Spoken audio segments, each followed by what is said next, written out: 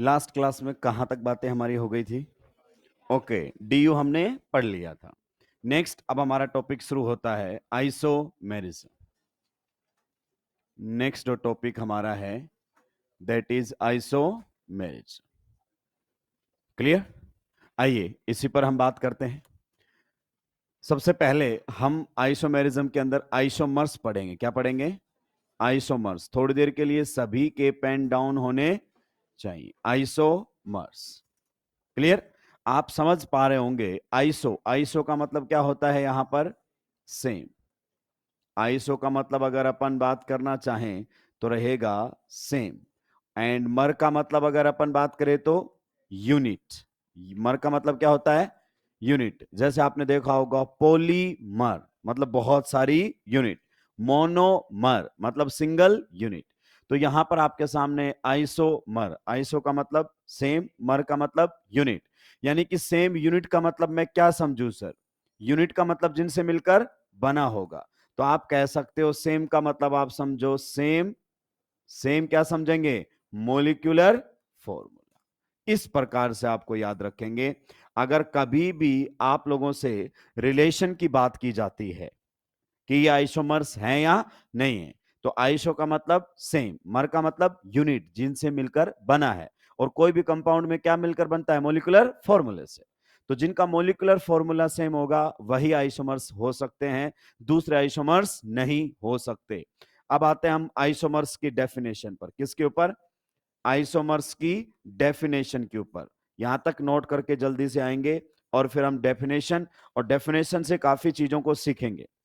अगर अपन बात करें इस टॉपिक से, इस बार 2 से 3 क्वेश्चंस थे इनडायरेक्टली। डायरेक्ट क्वेश्चन नहीं आएंगे। अब आप इस बात पर मान लीजिए, सिंगल टॉपिक वाले क्वेश्चंस नीट अब नहीं पूछेगा, मिक्स्ड क्वेश्चंस पूछेगा आगे भी वो। आ जाओ जल्दी आओ।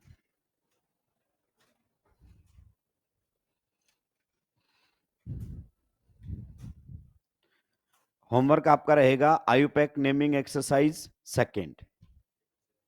एक साथ डिस्कस कर दूंगा मैं फिर, ठीक है? ईएलपी नहीं करनी है, कोई मतलब नहीं है, केवल एक्सरसाइज। और उसमें भी आयुपैक नेम पूछे वही करना है, कॉमन नेम पूछा है छोड़ देना।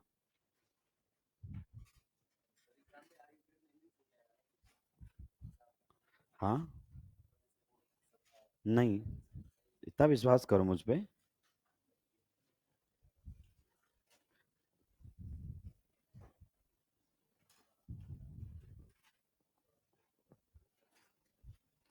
लिख दिया है। आइसोमर्स की डेफिनेशन लिखिए। Different compounds, different compounds, different compounds, different compounds having same molecular formula.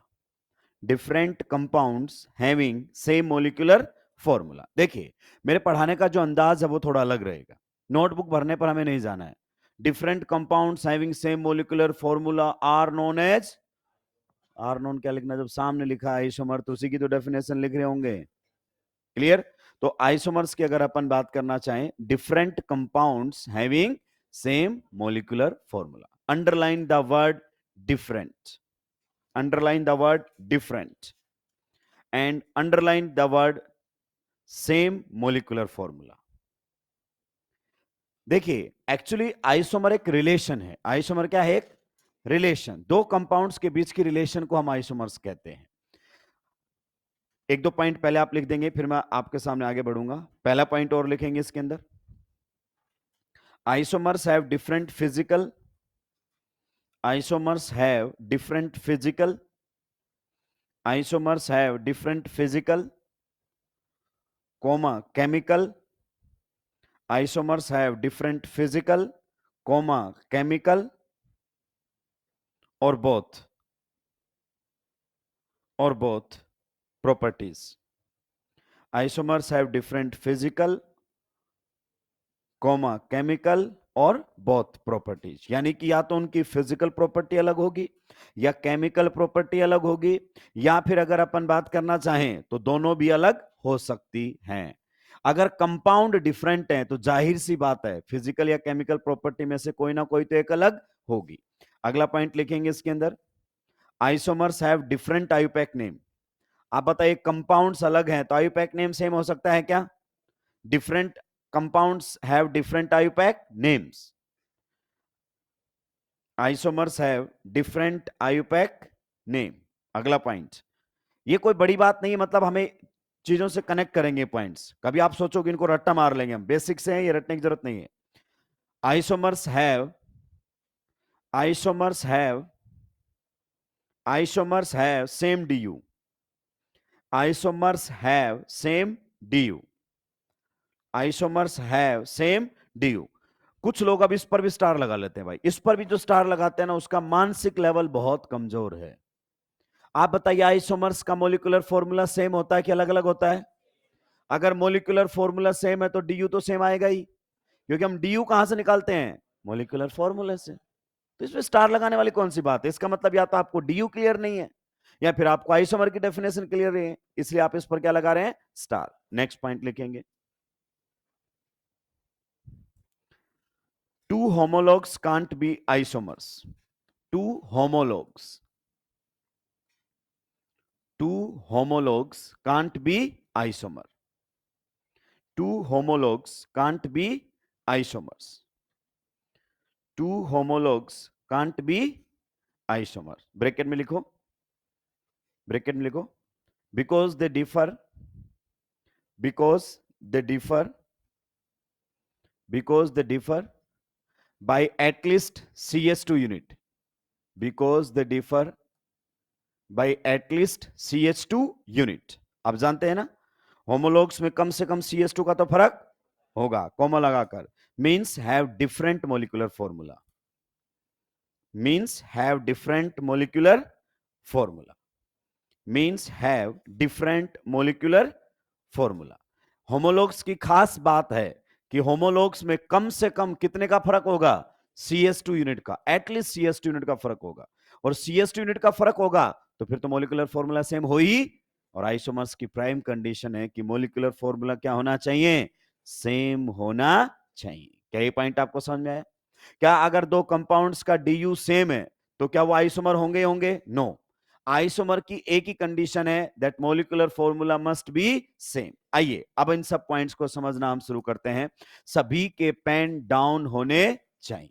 देखिए अगर मैं आप लोगों के सामने पहला एग्जाम्पल कुछ इस तरीके से रखता हूं, पहला एग्जाम्पल आप लोगों के सामने कुछ इस तरीके से रखता हूं, क्या आप बता सकते हैं कि मुझे इस कंपाउंड का आईयूपैक नेम क्या है? अब नेमिंग साथ चलेगी, आप कभी सोचो कि नेमिंग चलेगी, हमेशा साथ रहेगी अब नेमिंग। बताइए, this is the principal functional group, और टर्मिनल पर है तो नंबरिंग यहीं से शुरू हो जाएगी। सही बात है कि नहीं है? तो इस कंपाउंड का आईयूपैक नेम है प्रोप, सिंगल बॉन्ड के लिए N1 ऑल। सही बात है कि नहीं है? दूसरा कंपाउंड मैं आप लोगों के सामने रख रहा हूं कुछ इस प्रकार से। दूसरा कंपाउंड आप लोगों के सामने ईथर है। क्या है? ईथर। आप जानते हैं इसमें ये वाली क्या रहेगी? पेरेंट कार्बन चेन, और ये क्या माना जाएगा? Substituent OR। तो क्या नाम रहेगा इसका बताइए? 1 मिथॉक्सी, एल्कोक्सी बोलते हैं ना, तो 1 मिथॉक्सी। पीसीसी में कितने कार्बन है? 2, वर्ड रूट एथ, सिंगल बॉन्ड के लिए N। तो ये हमारे सामने है। अब देखो ये दो डिफरेंट कंपाउंड्स है। सब आपको कैसे पता चला? आप देख लो ना, दोनों का नाम क्या है? अलग अलग, means they are different compounds. आइए अगर मैं इन दोनों के मॉलिक्यूलर फॉर्मूला देखूं, क्या देखूं? Molecular formula. तो बताओ दोनों में नंबर ऑफ कार्बन एटम कितने हैं? नंबर ऑफ कार्बन एटम कितने हैं? नंबर ऑफ हाइड्रोजन एटम्स कितने हैं? ठीक से काउंट करो भाई, आंखें खोल के ना। हाइड्रोजन कितने हैं और ऑक्सीजन कितना है? इसका मतलब इन दोनों कंपाउंड्स का मॉलिक्यूलर फॉर्मूला क्या है? Same molecular formula, but compounds. तो इनके बीच में जो रिलेशन है ना, इनके बीच में जो रिलेशन है, इस रिलेशन का नाम है आइसोमर्स। अब समझो, आइसो का मतलब सेम, मर का मतलब यूनिट, मतलब जिन एटम्स से वो मिलकर बने हैं वो एटम्स क्या हैं? सेम। कंपाउंड्स अलग पर मॉलिक्यूलर फॉर्मूला सेम।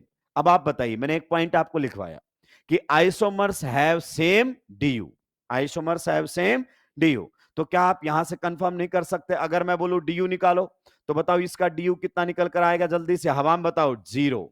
ऑक्सीजन को क्या करना है? इग्नोर। और कार्बन हाइड्रोजन के दुगने, सॉरी हाइड्रोजन कार्बन के दुगने से 2 ज्यादा है, तो कोई कमी, तो 0 डीयू। तो अगर 2 आइसोमर्स होंगे तो उनका डीयू क्या मिलेगा, same. Reason being they have the same molecular. रटने की जरूरत थोड़ी है यार, इनको रटोगे तो फिर कैसे काम चलेगा। तो ये बात हो गई, इनको हम क्या कहते हैं, आइसोमर्स। तो आइसोमर्स एक रिलेशन है दो डिफरेंट कंपाउंड्स के बीच में, क्या है, रिलेशन। जैसे आप बोलते हो ये मेरी सिस्टर है, क्लियर। तो आप सिस्टर कब बोलोगे, जब आपके पेरेंट्स क्या होंगे, सेम, तभी बोलोगे। आप बोलोगे मेरा भाई है, तो कब बोलोगे, जब आपके पेरेंट्स क्या होंगे, सेम। जैसे सिस्टर, ब्रदर या फिर mother, father, there is a relation. तो ये रिलेशन है दो के बीच में। तो आप बताइए ये आइसोमर्स किसको बताते हैं, रिलेशन को। तो जब भी आपसे पूछे क्या ये दोनों आपस में आइसोमर्स हैं, तो प्राइम कंडीशन क्या होनी चाहिए, मोलिकुलर फॉर्मूला सेम और कंपाउंड्स डिफरेंट। तो अगर ऐसा है तो आइसोमर्स होंगे, और ऐसा नहीं है तो आइसोमर्स नहीं होंगे। आइए और एग्जांपल्स की तरफ चलते हैं। इन दोनों की फिजिकल प्रॉपर्टीज अलग अलग है, क्लियर। अगर मैं बात करना चाहूं बॉइलिंग पॉइंट की, किसकी बात करना चाहूं, बॉइलिंग पॉइंट की, क्योंकि इसको समझाना थोड़ा सा इजी है। बॉइलिंग पॉइंट की अगर मैं बात करना चाहूं तो बॉइलिंग पॉइंट आपके अल्कोहल का ज्यादा होता है। आप ड्रॉपर है थोड़ा सा जानते हैं, because there will be intermolecular hydrogen bonding. Oxygen पर H है, हाइड्रोजन बॉन्डिंग के लिए रिस्पॉन्सिबल है। पर ईथर्स का जो बॉइलिंग पॉइंट है वो क्या होता है, कम होता है एज कंपेयर टू एल्कोहल्स। तो ये टाइम आने पर समझा दूंगा, हो सकता है बहुत सारे बच्चों को ये ना समझ में आए, क्योंकि अभी आपने आईओसी भी नहीं पढ़ी है, क्लियर। तो ये फिजिकल प्रॉपर्टी मतलब डेटा है। अगर फिजिकल प्रॉपर्टी अलग है तो आप बोल सकते हैं बिल्कुल फिजिकल प्रॉपर्टी आइसोमर्स की अलग हो सकती है। ये रिएक्शन अलग तरीके से करेगा, वो रिएक्शन अलग तरीके से करेगा, क्योंकि दोनों में फंक्शनल ग्रुप ही अलग अलग है। आप जानते हैं इसका फंक्शनल ग्रुप एल्कोहल है और इसका फंक्शनल ग्रुप ईथर है, तो दोनों अलग अलग तरीके से रिएक्ट करेंगे। आइए, ये हमारे सामने था एग्जाम्पल नंबर 1। हमें चीजों को समझना है, ठीक है। नेक्स्ट हमारे सामने आ रहा है कुछ इस प्रकार से, चीजें हमें क्लियर होती हुई चलनी चाहिए। एक कंपाउंड हमारे सामने ये है, दूसरा कंपाउंड अगर अपन बात करें तो ये हमारे सामने है, क्लियर। पहले वाले कंपाउंड का नाम बता सकते हो, तो नंबरिंग यहां से शुरू होगी 1, ये रहेगा 2, ये रहेगा 3, सही बात है। बताइए पीसीसी में कितने कार्बन है, 3, तो वर्ड रूट प्रोप, सारे बॉन्ड सिंगल, तो ane. Main functional group aldehyde, तो कौन आएगा, अल। आगे बात समझ में। नीचे वाले में आप बताइए नंबरिंग कहां से शुरू करूं, किसी भी साइड से, 1, ये रहेगा 2, ये रहेगा 3। बताइए पीसीसी में कितने कार्बन है, 3, तो word root prop, single bond है पीसीसी में, कार्बन कार्बन में एन। सेकेंड पोजीशन पर कौन है, मेन फंक्शनल ग्रुप, कीटोन के लिए ऑन। आप बताइए दोनों सेम कंपाउंड है कि different, exactly they are different compounds because they have different IUPAC names.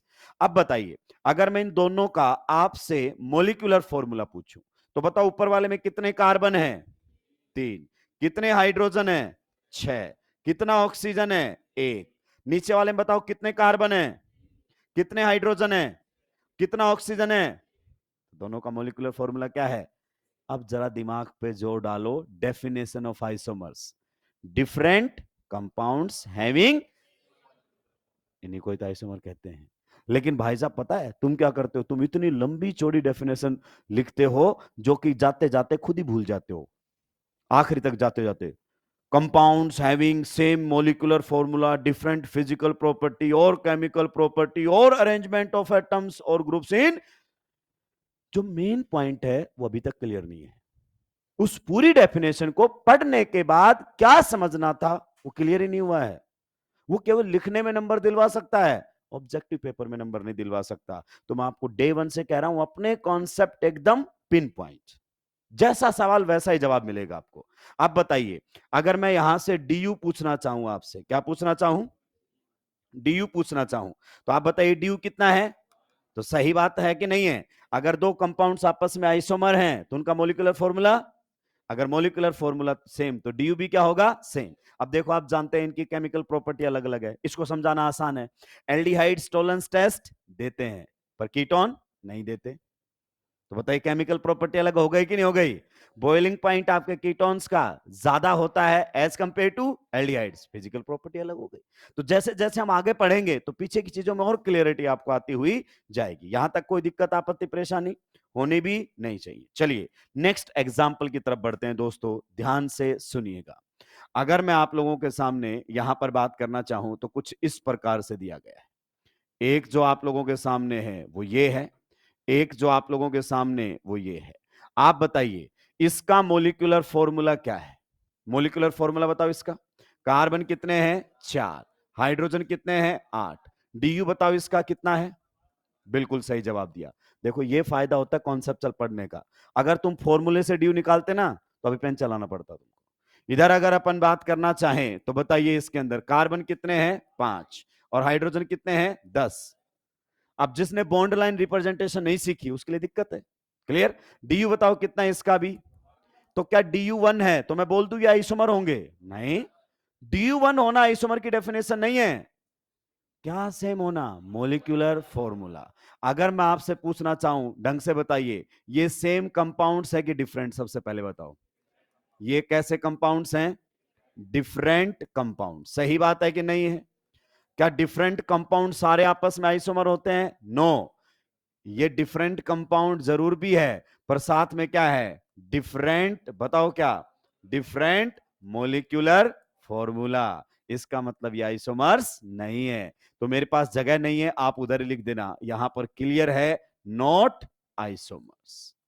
Not isomers definition में लिखी हुई एक एक चीज क्लियर की है मैंने। डेफिनेशन कहता है different compounds having same molecular formula are isomers. तो बच्चा कम पढ़ लेता है, केवल ये सोचता है different compounds. No, different compounds with same molecular formula. तो कंपाउंड तो ये भी डिफरेंट है क्योंकि इसका नाम क्या है बताओ? साइक्लोब्यूटेन। और इसका नाम क्या है बताओ? साइक्लोपेंटेन। तो बताइए क्या ये डिफरेंट कंपाउंड हैं? यस। तो क्या ये आइसोमर हो जाएंगे? नो, बिकॉज इनका मोलिकुलर फॉर्मूला सेम नहीं है। इसका मोलिकुलर फॉर्मूला ये है और इसका मोलिकुलर फॉर्मूला ये है। क्या दोस्तों ये बात आपको समझ में आई? तो आपके सामने स्टेटमेंट आती है compounds having same DU will be always isomers. कोई मतलब ही डीयू सेम होने से आइसोमर थोड़ी हो जाएंगे, मोलिकुलर फॉर्मूला सेम होने से होंगे। Clear?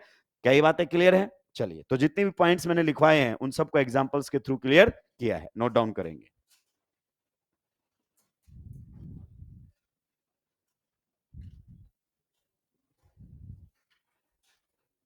Isomers have same DU लिखवाया बेटा मैंने, ये नहीं लिखवाया compounds having same DU are isomers.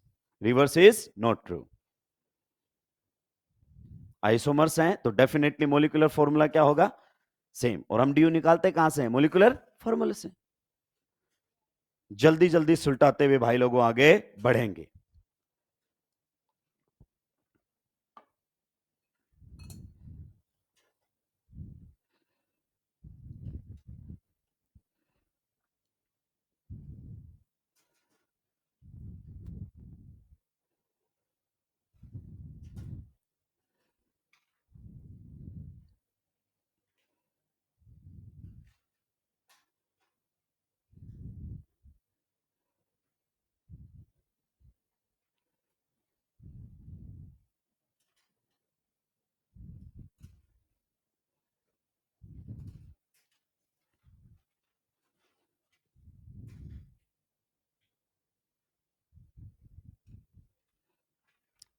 सुलटा दिया है भाई। स्पीड तेज रखोगे तो एग्जाम्पल ज्यादा करवाऊंगा, स्पीड स्लो रखोगे तो एग्जाम्पल कम होंगे।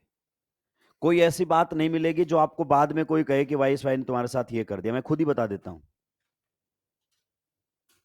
जितना ज्यादा समय आप मुझे देंगे मैं उतने ही ज्यादा क्वेश्चन और उतने ही ज्यादा कॉन्सेप्ट डिस्कस करूंगा। जब भी कोई टॉपिक समझो तो ऐसे कि तुमसे कोई पूछे तो उसको दूसरे को समझा सको।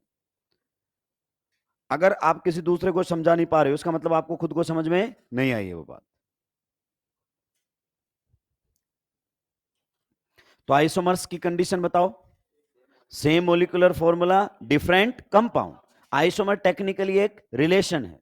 आइसोमर टेक्निकली क्या है? एक और इस रिलेशन को जो फिनोमिना एक्सप्लेन करता है उसको क्या बोलते हैं? आइसोमेरिज्म। कोई मतलब नहीं है, आपसे कोई नहीं पूछेगा what is isomers and isomerism, explain it with one suitable example. उस दौर से आप निकल चुके हैं। आगे बढ़ सकता हूं?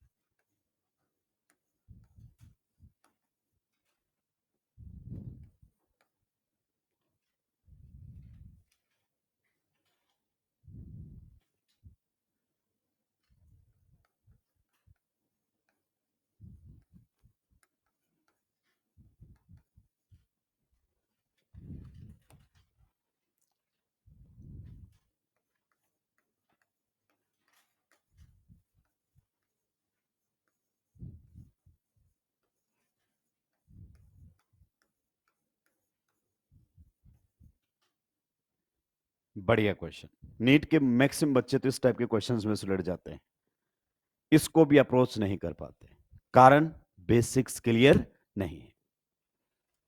तो जब भी आपको कोई मेरी बात समझ में नहीं आएगी ना, तो समझ लेना कोई क्वेश्चन अटक जाएगा आपका।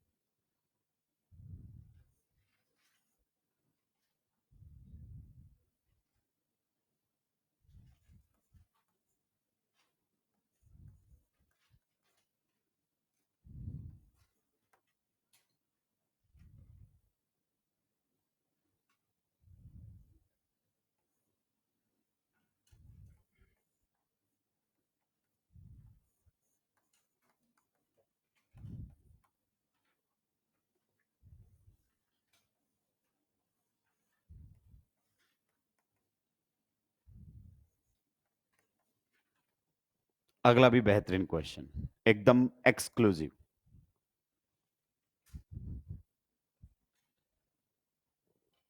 चलाइए अपने खानदानी दिमाग को और कर दीजिए पूरे खानदान को जलील। पहले क्वेश्चन का कॉन्सेप्ट समझ में आया क्या दोस्तों? क्वेश्चन को पढ़ो पहले। जब तक आपको यह क्लियर नहीं है कि क्वेश्चन पूछ क्या रहा है, तब तक आप क्वेश्चन नहीं कर सकते। Which of the following two are isomers.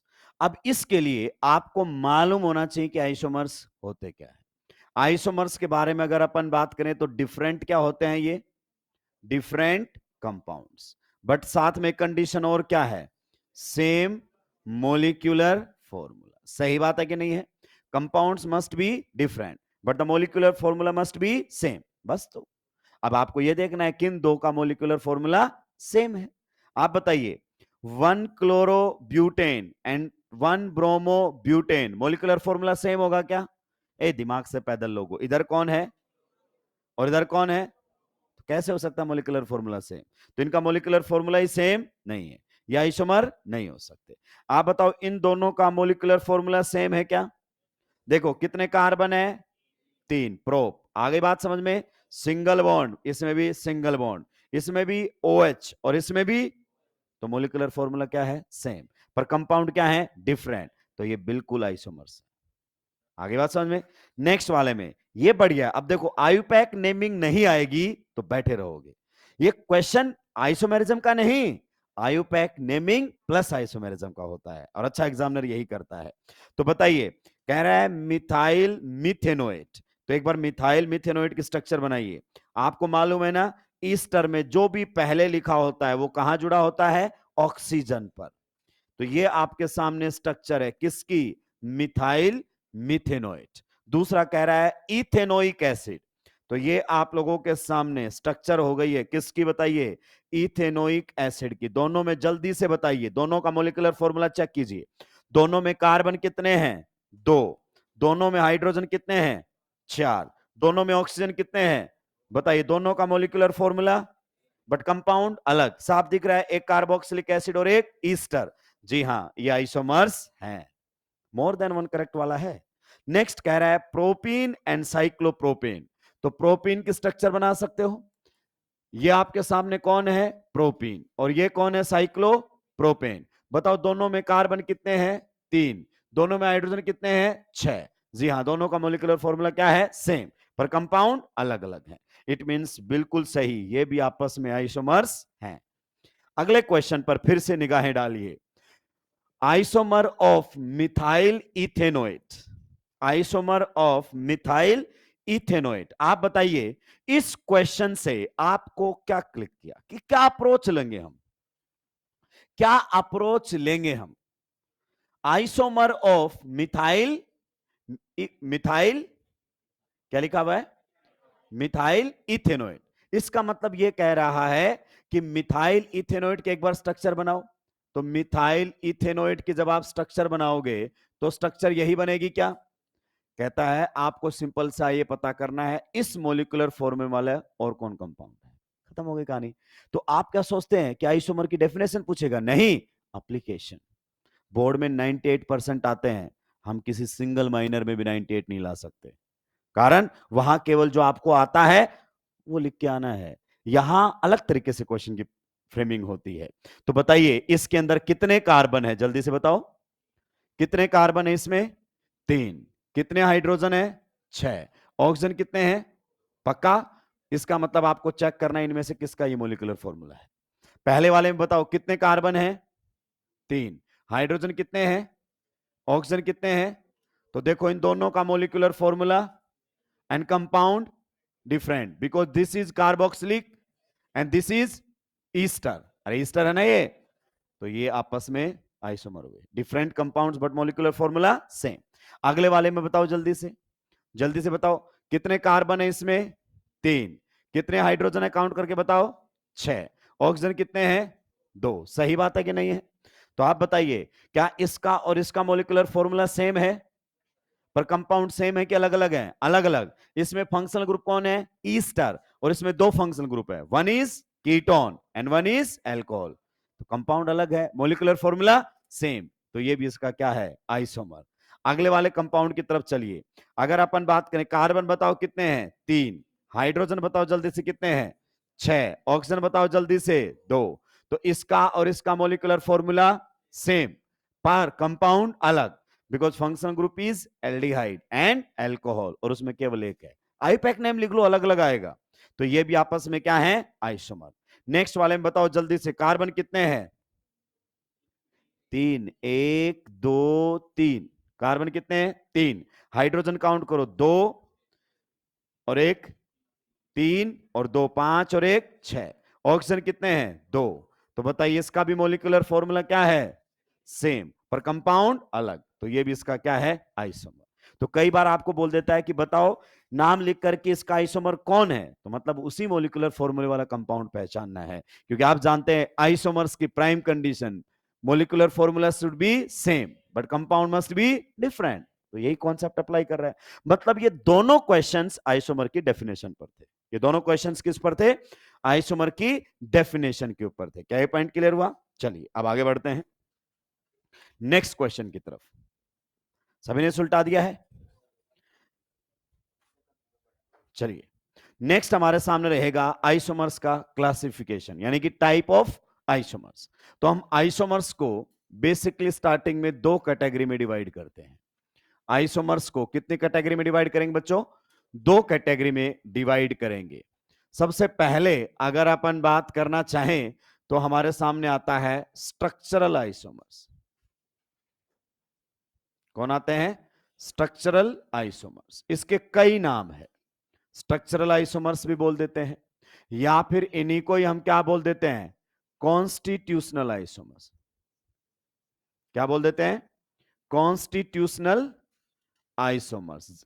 जब ये नाम आता है कई बार तो बहुत सारे बच्चे कंफ्यूज हो जाते हैं कि कॉन्स्टिट्यूशनल आइसोमर्स क्या होते हैं, पर जब तक वो स्ट्रक्चरल आइसोमर पूछता है उसको कोई दिक्कत नहीं होता। इन्हीं को ही कई बार हम क्या बोल देते हैं? Linkage isomers. क्या बोल देते हैं? Linkage isomers.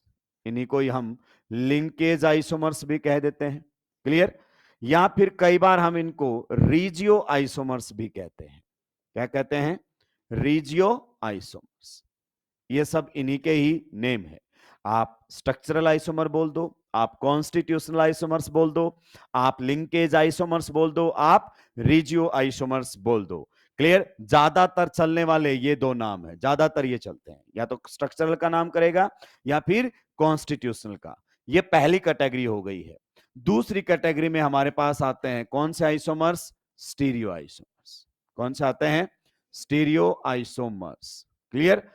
Stereo isomers. Clear? तो अपन उधर नहीं जाएंगे अभी, अपन एक टाइम पर एक ही डील करेंगे। ऐसा नहीं इसको भी साथ उठा लिया उसको भी साथ उठा लिया, उनमें डिफरेंस क्लियर कर रहे हैं, कुछ चमकने वाला नहीं है।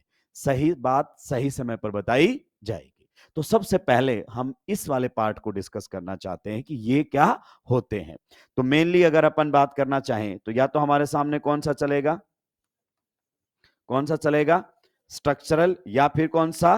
कॉन्स्टिट्यूशनल। स्ट्रक्चरल या फिर अगर अपन बात करना चाहें कॉन्स्टिट्यूशनल आइसोमर्स। एक बार थोड़ा सा निगाहें दौड़ाओ। मेरे लिखने का तरीका जो रहेगा ना वो बिल्कुल शॉर्ट रहेगा, नोटबुक भरने वाला नहीं रहेगा। रुको और आंखें खोलो। आप दो कंपाउंड्स को आइसोमर कह रहे हो, इधर सुनो। अगर आप कह रहे हो एक्स एंड वाई क्या है आपस में? आइसोमर। इसका मतलब आप कुछ बातें कंफर्म कर चुके हो। क्या कंफर्म कर चुके हो? कि दोनों का मोलिकुलर फॉर्मूला और कंपाउंड। सही बात है कि नहीं? कॉमन सेंस की बात है। क्लियर? आप किसी को इंट्रोड्यूस करवाते हो कि ये मेरी बहन है और सामने वाला पूछता है अच्छा तो तुम्हारे माँ बाप कौन कौन है, तो इसका मतलब उसको बहन वर्ड का मतलब ही नहीं पता है। तो जब हम आइसोमर वर्ड लिख रहे हैं तो समझो कि आइसोमर मतलब मोलिकुलर फॉर्मूला एंड कंपाउंड। अब हम बताएंगे वो कंपाउंड डिफरेंट किस वजह से है। अगर कंपाउंड अलग है तो अलग किस वजह से हुए हैं, वो कारण बताएंगे। अभी तक हमने ये बताया है कि बस केवल और केवल कंपाउंड क्या होने चाहिए? अलग होने चाहिए। तो मैं बहुत लंबी चौड़ी डेफिनेशन यहां पर नहीं लिखूंगा, एकदम पिन पॉइंट डेफिनेशन की बातें होंगी जो काम की हैं, जो काम की नहीं उनका कोई मतलब नहीं है। जल्दी से नोट डाउन करके आएंगे, आगे बढ़ूंगा।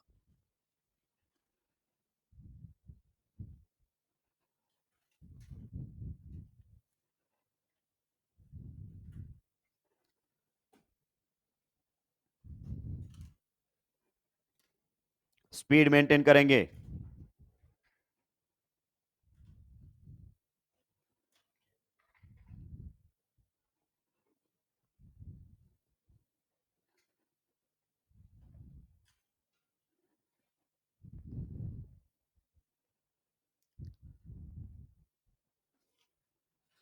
कॉन्स्टिट्यूशनल आइसोमर्स या फिर स्ट्रक्चरल आइसोमर एक ही बात होती है। तो इन दोनों वर्ड्स में कंफ्यूज मत होइए। पहले स्ट्रक्चरल ज्यादा चलता था, आजकल कॉन्स्टिट्यूशनल से रिप्लेस हो गया है। उसके पीछे के रीजन है, लेकिन आप नहीं भी जानोगे तो कोई फर्क नहीं पड़ेगा। सुलटा दिया है सभी ने? आइए इसकी डेफिनेशन पर आते हैं। दोस्तों जब तक आपको डेफिनेशन का मतलब समझ में नहीं आया ना तो उसके लिखने का कोई मतलब नहीं है। क्लियर? लिखिए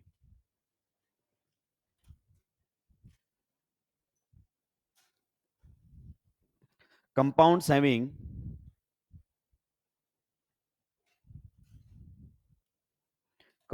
having same molecular formula, compounds having same molecular formula but different structural formula, compounds having same molecular formula but different structural formula. ऐसे कंपाउंड्स जिनका मोलिकुलर फॉर्मूला तो क्या होता है सेम, पर स्ट्रक्चरल फॉर्मूला क्या होता है different. Different structural formula, bracket में लिखो डिफरेंट कनेक्टिविटी, ब्रैकेट में क्या लिख दो डिफरेंट कनेक्टिविटी, डिफरेंट कनेक्टिविटी. क्या मतलब है डिफरेंट कनेक्टिविटी का, इन सब बातों पर हम बातें करेंगे.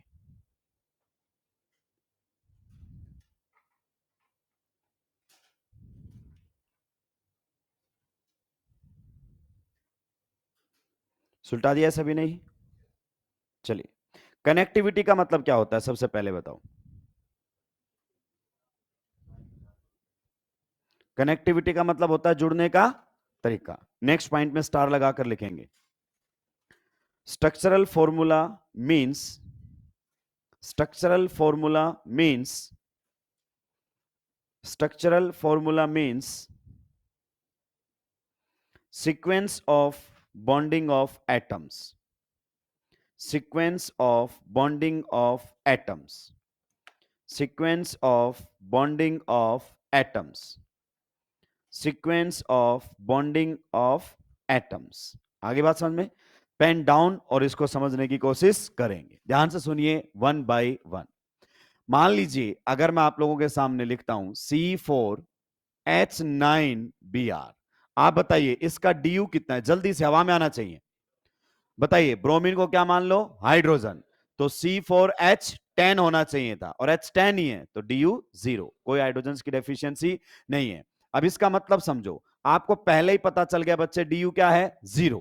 तो जब आप स्ट्रक्चर बनाएंगे ना तो उसमें कोई भी पाई बॉन्ड नहीं होगा और कोई भी रिंग. अगर आपने स्ट्रक्चर में पाई बॉन्ड या रिंग बना दिया तो ये मॉलिक्यूलर फॉर्मूला नहीं आ सकता. तो ये DU बताता है आपको. चलिए अगर मैं आपके सामने यहां पर स्ट्रक्चर बनाना चाहूं, देखिए ये जो मैं बना रहा हूं, आप बताइए ये क्या है स्ट्रक्चरल फॉर्मूला. ये जो मैं आप लोगों के सामने लिख रहा हूं this is what structural formula. ये जो आप लोगों के सामने लिखा हुआ है इसको हम क्या बोलते हैं molecular formula. So this is molecular formula and this is structural formula. How the atoms are connected. अगर मैं इसमें आपसे नाम पूछना चाहूं तो आप बताइए इसमें ब्रोमीन कौन से नंबर पर जुड़ा हुआ है 1 नंबर पर. Can you tell me the name of this compound.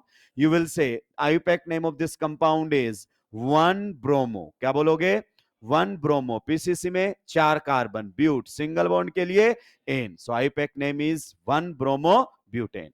Next आप देखिए, मैंने आप लोगों के सामने इसी कंपाउंड को कुछ इस तरीके से लगा दिया है, यहां पर Br को जोड़ दिया है. अब आप मुझे बताओ क्या दोनों का मोलिकुलर फॉर्मूला सेम है कि अलग अलग है. दोनों का molecular formula carbon hydrogen bromine उतने ही हैं, पर दोनों का स्ट्रक्चरल फॉर्मूला अलग अलग है. तो आपने स्ट्रक्चरल फॉर्मूले का मतलब समझा ना, sequence of bonding of atoms. यहां ब्रोमीन कार्बन नंबर 1 पर था, पर यहां पर ब्रोमीन आपका कार्बन नंबर 2 पर आ गया है. इसका मतलब आपका कनेक्टिविटी चेंज हो गया है, एटम्स का अटैचमेंट बदल गया है. पहले ब्रोमीन 1 पर जुड़ा था, अब ब्रोमीन 2 पर जुड़ा है. इसे कहते हैं डिफरेंट कनेक्टिविटी. क्या कहते हैं डिफरेंट कनेक्टिविटी. नाम बताइए क्या रहेगा, नाम रहेगा 2 ब्रोमो ब्यूटेन. क्या ये पॉइंट आप लोगों को समझ में आया क्लियर. नेक्स्ट अगर अपन बात करना चाहें, मान लीजिए मैंने आप लोगों के सामने ये लिख दिया है कंपाउंड ये वाला, क्लियर. इस प्रकार से अगर अपन बात करें ये लिख दिया है तो इसका आप आईयूपैक नेम लिखेंगे. वही step number 1 is the selection of parent carbon chain. Step number 2 numbering terminal to terminal, या तो इधर से या इधर से. तो ये नंबर 1, ये नंबर 2, ये नंबर 3. बताइए नाम क्या रहने वाला है. इसका नाम रहेगा 2 ब्रोमो. पक्का. उसके बाद 2 मिथाइल. सही बात है कि नहीं है.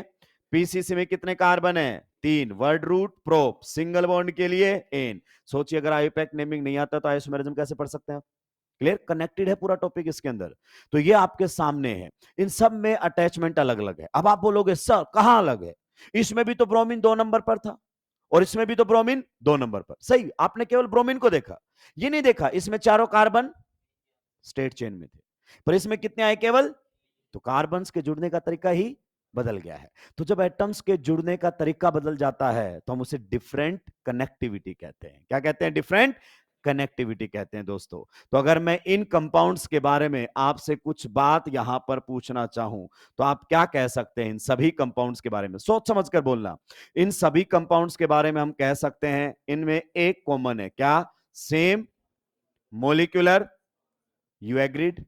आप देख लेना सभी का मोलिकुलर फॉर्मूला जो आप लोगों के सामने आने वाला है वो सेम है, सेम मोलिकुलर फॉर्मूला। और बताओ क्या है इनके अंदर, अगर मैं आपसे पूछना चाहूं, डिफरेंट, डिफरेंट क्या है इनका, डिफरेंट स्ट्रक्चरल फॉर्मूला। अब पता है बहुत सारे लोगों को मोलिकुलर फॉर्मूला और स्ट्रक्चरल फॉर्मूला डिफरेंस क्लियर नहीं होता है, तो स्टेटमेंट में धर लिए जाते हैं। बहुत लोगों की बात कर रहा हूं तो मैं सोच समझ के बात कर रहा हूं, इसमें बच्चे इंक्लूडेड नहीं है। क्लियर। तो ये आपके सामने different structural formula, different structural फॉर्मूले का मतलब सिंपल सा क्या मिलेगा बताओ, डिफरेंट कनेक्टिविटी। इस प्रकार से लिख सकता हूं, कनेक्टिविटी का मतलब समझ में आया ना, एटम्स के जुड़ने का तरीका, डिफरेंट कनेक्टिविटी। और इन्हीं को ही बताओ हम क्या बोल देते हैं, स्ट्रक्चरल आइसोमर्स। क्या बोल देते हैं, स्ट्रक्चरल आइसोमर्स। तो बताइए इसमें रटने की कौन सी बड़ी बात है, सिंपल सा है, सेम मोलिकुलर फॉर्मूला हो, डिफरेंट स्ट्रक्चरल फॉर्मूला हो, ऐसे कंपाउंड्स को स्ट्रक्चरल आइसोमर बोल दिया जाता है। जब तक दिमाग के अंदर मतलब क्लियर नहीं होगा तब तक आप चीजों को समझ नहीं सकते, याद रखना बहुत मुश्किल होता है। देखो अल्टीमेटली याद तो सब रखना है लेकिन समझ कर याद रखना आसान होता है। तो जल्दी से इस एग्जाम्पल को नोट डाउन करेंगे और हम आगे बढ़ेंगे।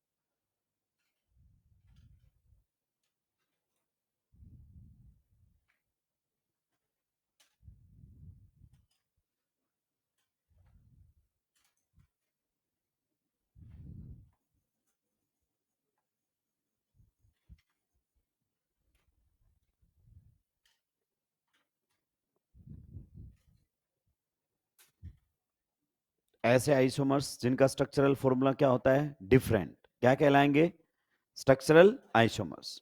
अगर मैंने बोल दिया ऐसे आइसोमर्स, इसका मतलब मॉलिक्यूलर फॉर्मूला ऑलरेडी सेम हो चुका है, कंपाउंड अलग हो चुके हैं, और अलग होने का कारण क्या है, कनेक्टिविटी अलग होना।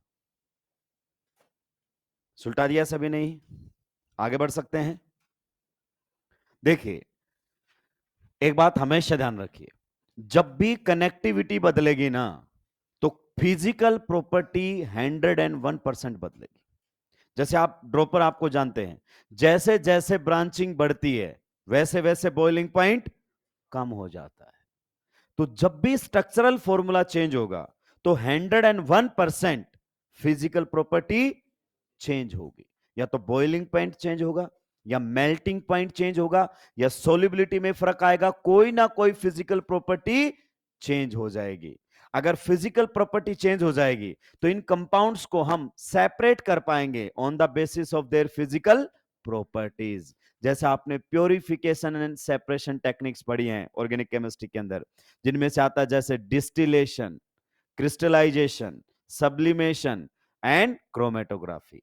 तो ये आपके फिजिकल टेक्निक्स हैं कंपाउंड्स को सेपरेट करने की। तो यही नोट जबरदस्त बनेगा स्टेटमेंट के अंदर।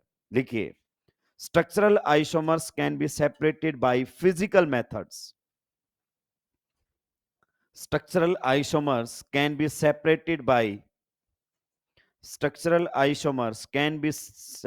by physical methods. Physical methods like distillation, like distillation, like distillation. Distillation technique किस पॉइंट पर बेस्ड है? Difference in boiling point. तो आपको जब सेपरेशन टेक्निक पढ़ाएंगे तो ये एकदम क्लियर हो जाएगा। ब्रैकेट में लिख लो, ब्रैकेट में, because they have different physical properties, because they have different physical properties, because they have different physical properties. मैं ये नहीं कह रहा कि केमिकल प्रॉपर्टी अलग नहीं होगी, हो सकती है केमिकल डिफरेंट हो जाए या ना भी हो केमिकल, लेकिन ये कंफर्म है कि फिजिकल प्रॉपर्टी डिफरेंट होगी। एक पॉइंट अपने दिमाग में छाप लो, जब भी स्ट्रक्चरल फॉर्मूला बदलेगा तो फिजिकल प्रॉपर्टी बदलेगी ही बदलेगी, खत्म हो गई कहानी। अगर फिजिकल प्रॉपर्टी बदलेगी तो हम इन दो को, जैसे इन दोनों को सेपरेट करना है तो मैं इनकी फिजिकल प्रॉपर्टी के बेसिस पर सेपरेट कर लूंगा। अगर कोई टेक्निक फिजिकल प्रॉपर्टी के बेसिस पर सेपरेट करता है तो उसे हम फिजिकल मेथड कहते हैं। क्या कहते हैं? फिजिकल। अगर केमिकल प्रॉपर्टी के बेसिस पर सेपरेशन होता है तो उसे केमिकल मेथड कहते हैं। क्या ये पॉइंट आपको समझ में आया? तो ये जबरदस्त पॉइंट था। जब आप पूरी ऑर्गेनिक पढ़ लेंगे, रिवाइज करेंगे तो और भी बेहतरीन ये पॉइंट आपको समझ में आएगा। चलिए अब हम बात करते हैं कि सर मान लीजिए स्ट्रक्चरल आइसोमर्स के टाइप हमसे कोई पूछ ले। किसकी बात कर दे? स्ट्रक्चरल आइसोमर्स की। तो स्ट्रक्चरल आइसोमर्स हमारे सामने कितने टाइप के हो सकते हैं, यानी कि स्ट्रक्चरल फॉर्मूले के बदलने से किस किस में बदलाव आ सकता है। तो स्ट्रक्चरल आइसोमर्स हमारे सामने होते हैं। सबसे पहले अगर अपन बात करना चाहें चेन आइसोमर्स, कौन से रहेंगे? Chain isomers. पहले आप मुझे लिखने दीजिए, चेन आइसोमर्स। देखो नाम से ही क्लियर हो जाएगा कुछ में। तो आप बताओ आइसोमर का मतलब क्या हुआ? Different compounds having same molecular, compound अलग हैं पर मोलिकुलर फॉर्मूला। अगर कंपाउंड डिफरेंट है तो किस में डिफरेंट होंगे? चेन में, या तो मेन चेन या साइड चेन, दोनों की अलग अलग रहेगी। नेक्स्ट अगर अपन बात करना चाहें, इसी में ही हमारे सामने आते हैं कौन से? Position isomers. नाम से ही क्लियर हो जाएगा। आप बताओ, इधर देखो, आइसोमर्स मतलब different compounds having same molecular. अब कंपाउंड में डिफरेंस किसकी वजह से होगा? पोजीशन। आप बताओ आईयूपैक नेमिंग में किन की पोजीशन बताई थी? 3 की, या तो फंक्शनल ग्रुप, या मल्टीपल बॉन्ड, या तो तीनों में से किसी की पोजीशन बदल रही होगी। नेक्स्ट अगर अपन बात करना चाहें तो हमारे सामने आता है फंक्शनल ग्रुप आइसोमर्स। क्या आता है? Functional group isomers. आप समझ जाओ इस बार कौन डिफरेंट होगा? फंक्शनल ग्रुप ही डिफरेंट हो जाएगा। नेक्स्ट अगर अपन बात करना चाहें तो हमारे सामने आता है रिंग चेन आइसोमर्स। कौन आते हैं? Ring chain isomers. हालांकि एनसीईआरटी में इसका कोई भी डिस्कशन नहीं है कि एक तो रिंग हो और दूसरा ओपन चेन हो। मोलिकुलर फॉर्मूला सेम, पर एक में रिंग और एक में ओपन चेन। नेक्स्ट अगर अपन बात करना चाहें तो हमारे सामने आता है मेटामर्स। कौन आते हैं? मेटामर्स। इनको टाइम आने पर आपको समझाएंगे, ये हवा में समझ में नहीं आ सकता। लास्ट हमारे सामने रहेगा टोटोमर्स। कौन रहेगा? टोटोमर्स। और टोटोमर्स हम डिस्कस करेंगे कब? इन जियो से, जब हम क्या पढ़ रहे होंगे? GOC, journal organic chemistry. वहां पर टोटोमर समझाऊंगा, क्योंकि टोटोमर को समझाने के लिए मुझे रेजोनेंस की जरूरत पड़ेगी। तो स्ट्रक्चरल आइसोमर्स टेक्निकली आपके सामने कितने टाइप के हो गए हैं? एक चेन आइसोमर, एक पोजीशन आइसोमर, एक फंक्शनल ग्रुप आइसोमर, एक रिंग चेन आइसोमर, एक मेटामर्स और एक टॉटोमर्स। क्या ये पॉइंट आपको समझ में आया? तो आप ये मत सोचिए आपसे क्वेश्चन पूछेगा कि structural isomers are of how many types, नहीं पूछेगा। क्वेश्चन कैसे आएगा? दो आइसोमर्स में रिलेशन पूछेगा। क्या पूछेगा? रिलेशन। इसका मतलब अब हमें इनको वन बाय वन डील करना पड़ेगा और बढ़िया तरीके से समझना पड़ेगा। जल्दी से नोट डाउन कर दीजिए, फिर हम बात करेंगे किसकी? चेन आइसोमर्स की।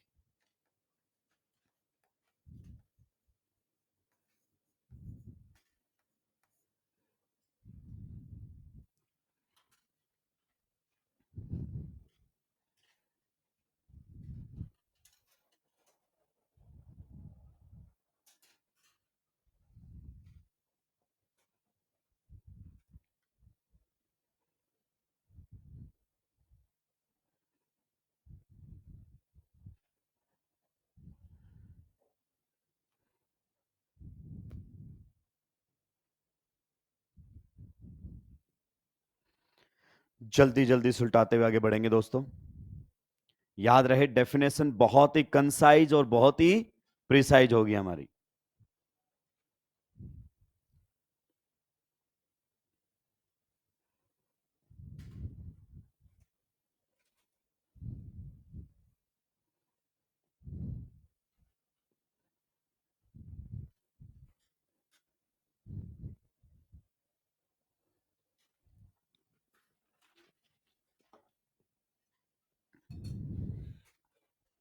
सुलटा दिया है? पक्का? चलिए किस प्रकार से बातें कर सकते हैं चेन आइसोमर्स। देखिए पहले इधर देखो, कुछ दिनों बाद आप भूल जाएंगे सीक्वेंसिंग वगैरह, लेकिन नाम से ही चीजें क्लियर होंगी। आइसोमर का मतलब सेम मॉलिक्यूलर फॉर्मूला डिफरेंट। अब कंपाउंड डिफरेंट किसकी वजह से होने चाहिए? Chain length. और दो टाइप की चेन होती हैं, main chain and side chain, यानी कि सब्स्टिट्यूएंट वाली जो होती है। तो चेन लेंथ में फर्क आना चाहिए। चेन लेंथ में फर्क आने का मतलब है number of carbon atoms chain में बदलने। आप बताइए चेन में होता ही कौन है? दो ही टाइप की चेन होती हैं, या तो मेन चेन जिसे आप पेरेंट कार्बन चेन कहते हैं, तो उसमें कार्बन होंगे। साइड चेन में भी कौन होंगे? कार्बन। तो टोटल मिलाकर नंबर ऑफ कार्बन एटम बदलेंगे या तो मेन चेन में या साइड चेन। तो लिखिए इसके सामने isomers having different chain length. Isomers having different chain length. Isomers having different chain length. Isomers having different chain length. जहां पर आपने वर्ड लिखा है चेन लेंथ, उसके नीचे ऐसे करके लिखो नंबर ऑफ कार्बन एटम्स की बात कर रहा है। लेंथ बदलने से क्या बदलेंगे? Number of carbon atom. Isomers having different chain length, bracket में लिख सकते हैं main chain oblique side chain. Main chain oblique side chain, या तो मेन चेन में कार्बन एटम की संख्या बदल जाए या फिर साइड चेन के अंदर कार्बन एटम की संख्या बदल जाए, तो हम उन्हें क्या कहेंगे? Chain isomers. अब देखो मैंने ये नहीं लिखा compounds having same molecular formula but different structural formula and different chain length. ये इतना सारा लिख लिया जिसमें से समझ में कद्दू कुछ नहीं आया। तो आपने बहुत कंसाइज लिखा है। आइसोमर बोलते ही मोलिकुलर फॉर्मूला, कंपाउंड, और क्या बोल दिया? Different chain length. डिफरेंट किसकी वजह से है? चेन लेंथ की वजह से। और जब भी चेन लेंथ बदलेगी तो कनेक्टिविटी ऑटोमेटिक चेंज हो जाएगी। आइए कुछ एग्जांपल्स के थ्रू मैं आपको समझाने की कोशिश करता हूं, सभी के ध्यान इधर होना चाहिए। मान लीजिए मेरे पास है C4H10। जल्दी से बता दो दोस्तों डी कितना है इसका? पक्का? डी इसका कितना है? 0। क्लियर? देखो इस तरीके से डी काम आता है। इसका मतलब इस मॉलिक्यूलर फॉर्मूले से मैं जितने भी स्ट्रक्चर्स बनाऊंगा उसमें ना तो कोई पाई बॉन्ड आएगा और ना ही कोई रिंग आएगी। तो मैं पहला इसके अंदर बना रहा हूं चेन इस प्रकार से। चारों के चारों कार्बन जो हैं मैंने किसके अंदर रख दिए हैं? स्टेट चेन के। तो इसका नाम बताओ क्या लिखा जाएगा? N butane. एन का मतलब normal, means there is no branching. और फिर मैंने क्या रखा? 3 कार्बन स्टेट चेन में और एक ब्रांचिंग में। आप बताओ कॉमन नेम में कौन सा इस्तेमाल में लिया जाएगा? आइसो। आइसो बन गया कि नहीं बन गया? तो ये हमारे सामने क्या बन गया है? Iso butane. अगर कभी आपसे पूछे कि नॉर्मल ब्यूटेन आइसो ब्यूटेन बताओ दोनों में कौन सी रिलेशनशिप है, तो आप देखिए इसके अंदर बताइए इसकी पीसीसी के अंदर कितने कार्बन एटम्स हैं? 4 carbon atoms in parent carbon chain. और इसकी पीसीसी में कितने कार्बन एटम्स हैं? कहीं से कहीं चले जाओ, 3 ही आएंगे मैक्स टू मैक्स। तो मैं यहां से यहां चला जाऊं तो बताइए इसकी चेन लेंथ में कितने कार्बन एटम्स हैं? कितने कार्बन एटम्स हैं? 3। तो बताइए दोनों में पेरेंट कार्बन चेन अलग अलग है। इसमें 4 कार्बन की पीसीसी है, इसमें तो मैं कह रहा हूं चेन लेंथ बदल गई है। कौन सी चेन लेंथ? मेन चेन की लेंथ बदल गई है। तो ये आपस में क्या कहलाएंगे आप बताइए? ये आपस में कहलाएंगे चेन आइसोमर्स। सीआई लिख दो इन शॉर्ट। क्या कहलाएंगे? Chain isomers. You got that point? आइए दोनों का मोलिकुलर फॉर्मूला बताओ क्या है? दोनों का मोलिकुलर फॉर्मूला, बट दोनों की डिफरेंट चेन लेंथ। और चेन लेंथ बदलने से कनेक्टिविटी देखो अपने आप बदल रही है। इसमें चारों कार्बन किस में थे? स्टेट चेन में। इसमें 3 कार्बन स्टेट चेन में आए। तो पहली बात कनेक्टिविटी बदली, मतलब ये कौन सा आइसोमर है? स्ट्रक्चरल। कनेक्टिविटी बदलते ही स्ट्रक्चरल। और कनेक्टिविटी में भी क्या बदला? चेन की लेंथ बदली है, तो चेन आइसोमर्स की कैटेगरी में चलेगी। क्लियर? चलिए नेक्स्ट अगर अपन बात करना चाहें तो हमारे सामने है मोलिकुलर फॉर्मूला C5H12। जल्दी से डीयू बताएं दोस्तों। डीयू कितना है? 0। इसका मतलब क्या है कि जब भी आप स्ट्रक्चर बनाओगे तो ना तो उसमें कोई पाई बॉन्ड आएगा और ना ही कोई रिंग, क्योंकि पाई बॉन्ड आने से डीयू 1, रिंग आने से भी डीयू 1, और इसका 0 है, तो कोई रिंग और पाई बॉन्ड नहीं आएगा। पहली स्ट्रक्चर मैंने आप लोगों के सामने कुछ इस प्रकार से बनाई है, सभी का ध्यान बोर्ड पर होना चाहिए। पहली स्ट्रक्चर मैंने ये बनाई है। इस स्ट्रक्चर को मैं क्या बोल देता हूं? इसको बोल देता हूं नॉर्मल पेंटेन। कितने कार्बन है? 5। पांचों के 5 किसमें है? State chain. फिर मैंने क्या किया? 4 कार्बन रखे स्टेट चेन में और एक लेकर गया ब्रांचिंग में। बताओ कौन सा बनेगा? आइसो। तो ये कौन सा बन गया है आपके सामने? Iso pentane. आइसो पेंटेन क्या नाम है इसका? Common name. कॉमन नेम है ना। नेक्स्ट अगर अपन बात करना चाहें, 3 कार्बन तो रखूंगा स्टेट चेन में और 2 कार्बन कहां लेकर चला गया हूं? ब्रांचिंग में। बताइए इसको क्या बोलेंगे हम? नियो यूनिट है इसके अंदर। सो दिस इज नियो पेंटेन। ये हमारे सामने है नियो पेंटेन। क्लियर? सबसे पहले कंफर्म करें, क्या सभी का मॉलिक्यूलर फॉर्मूला सेम है? जी हां, सभी का मॉलिक्यूलर फॉर्मूला सेम है, पर कंपाउंड सारे अलग अलग है, तो आइसोमर है। क्लियर है? आइए कौन से आइसोमर चेक करते हैं। इसकी पीसीसी में बताओ कितने कार्बन है? How many carbon atoms are there in its parent carbon chain? You will say there are 5 carbon atoms in PCC. In this case, how many carbon atoms are there in PCC? You will say 4 carbon atoms. अगर मैं इसमें पूछना चाहूं, how many carbon atoms are there in parent carbon chain? You will say 3 carbon atoms. तो देखो तीनों के अंदर क्या डिफरेंट है? Chain length. तो ये तीनों एक दूसरे के क्या हैं? Chain isomers. तो यहां पर आप कह सकते हैं कि इनके बीच में अगर आप रिलेशन पूछना चाहो तो ये सारे एक दूसरे के क्या हैं? Chain isomers. तो चेन आइसोमर की डेफिनेशन क्लियर हुई कि नहीं हुई? यानी कि ऐसे आइसोमर्स जिनमें चेन लेंथ डिफरेंट होती है उन्हें हम क्या कहते हैं? Chain isomers. नोट डाउन कीजिए, आगे बढ़ूंगा।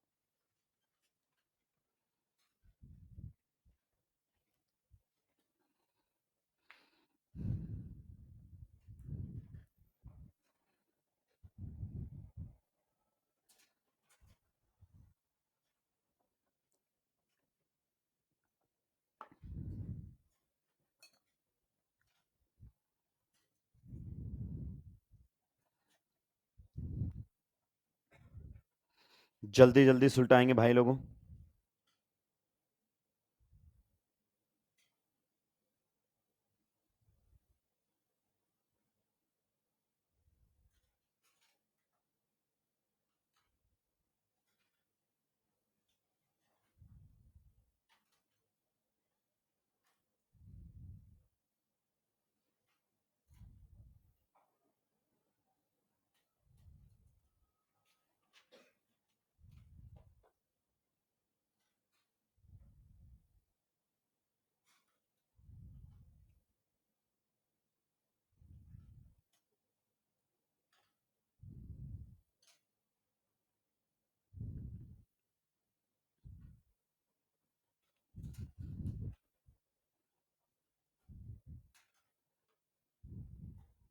सुलटा दिया है सभी ने?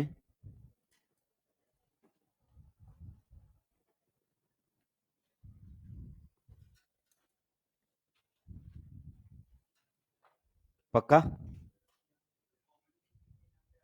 हाँ, आईयूपैक नेम लिखोगे।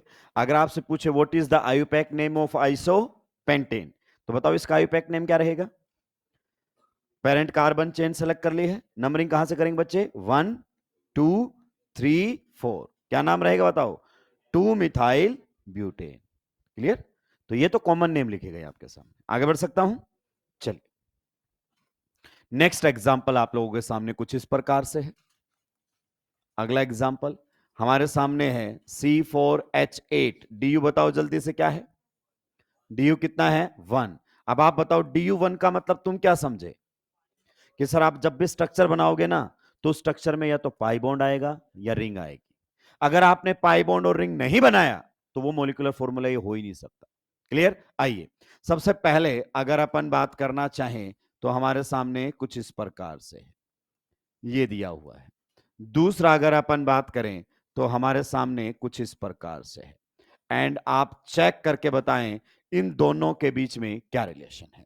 पहले वाले में अगर अपन देखें, ध्यान से देखिए, इस वाले में मैं पाई बॉन्ड की पोजीशन थोड़ी सी वो है, चेंज कर लेता हूं, बेटर एग्जाम्पल बन जाएगा ये हमारे सामने, ये रहेगा 3। क्लियर? अब आप चेक कीजिए इसके अंदर, बताइए ऊपर वाले में पेरेंट कार्बन चेन में कितने कार्बन है? कितने कार्बन है? 4 कार्बन है। और इसमें पेरेंट कार्बन चेन में यहां से यहां या यहां से वहां, तो बताइए कितने कार्बन चेन होंगे? पेरेंट कार्बन चेन में 3। तो बताइए दोनों में चेन लेंथ क्या है? अलग अलग। इसमें 4 कार्बन की चेन है और इसमें 3 कार्बन की चेन है। तो बताइए अगर आपसे पूछे इन दोनों के बीच में रिलेशन क्या है, देन यू विल से ये एक दूसरे के चेन आइसोमर्स।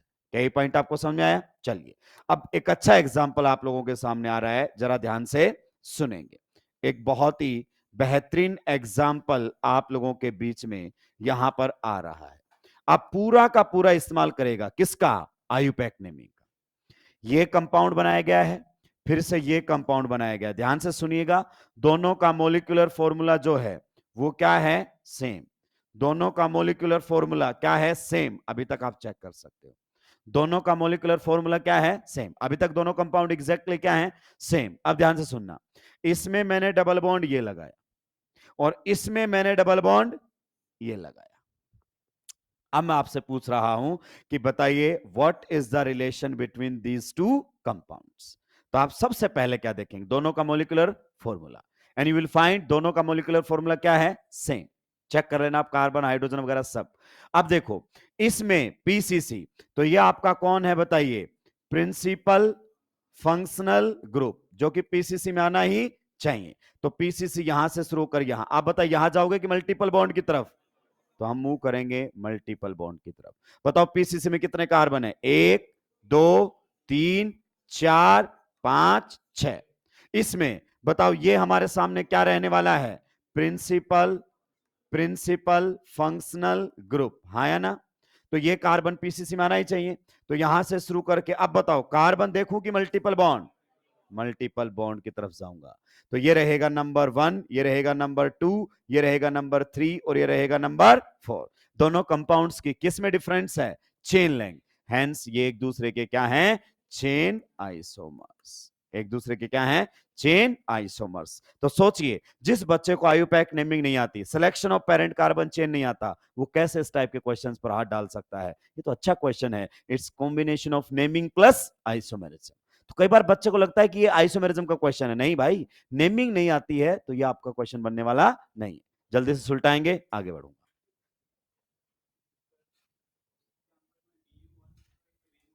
हाँ बन सकता है। अभी आप समझो, मैं टोटल नहीं बता रहा हूं, मैं तो आपको समझा रहा हूं कि चेन आइसोमर्स होते क्या है एग्जांपल्स के through. I am not calculating the total number of isomers, वो हम बाद में करेंगे कैलकुलेशन। अभी तो वर्ड चेन आइसोमर हमारे दिमाग में क्लियर होना चाहिए।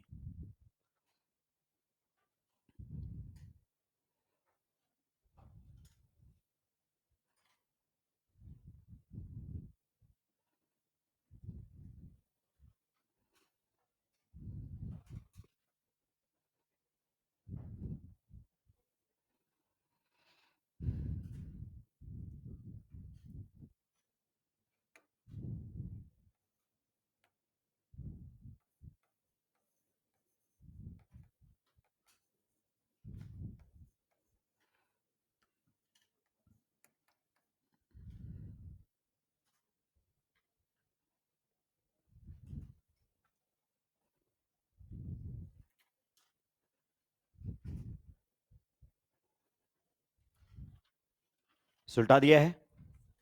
नेक्स्ट एग्जांपल लिखेंगे, मतलब अब हम आएंगे किसके ऊपर, पोजीशन आइसोमर्स। अगला हमारे सामने रहेगा पोजीशन आइसोमर्स। क्या रहेगी डेफिनेशन बताओ। पोजीशन बताने के लिए हम एरोबिक नंबर्स का इस्तेमाल करते हैं, 1 2 3 4 5 6। और आप बताइए पोजीशन किसकी बताई जाती है, फंक्शनल ग्रुप की, मल्टीपल बॉन्ड की, या फिर सब्स्टिट्यूएंट की। तो किसी ना किसी की पोजीशन चेंज हो रही होगी, तो लिख दीजिए इसके सामने, isomers having different position of,